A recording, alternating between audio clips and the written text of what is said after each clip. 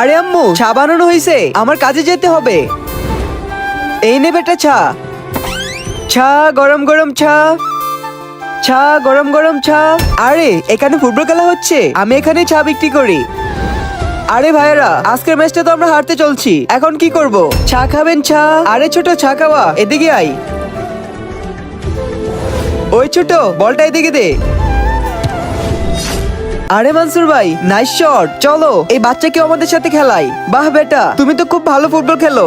এই নাও কি, তৈরি হয়ে মাঠে এসো। ঠিক আছে স্যার।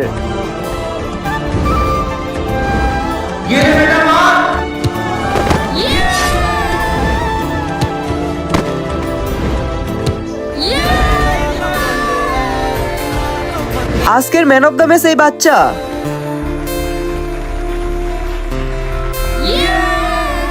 বেটা তুমি কোথায় থাকো, আর তোমার বাবা কি করে?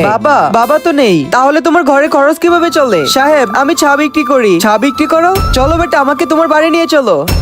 আজকে দেখবো শয়তানকে হারিয়ে কে কে আল্লাহকে ভালোবাসে। যারা আল্লাহকে ভালোবাসে তারা ভিডিওতে লাইক এবং চ্যানেল সাবস্ক্রাইব করে দাও। আর শয়তানকে ভালোবাসলে লাইক সাবস্ক্রাইব কিছু করতে হবে না, আর কমেন্টে আল্লাহু আকবার লিখে যাবে।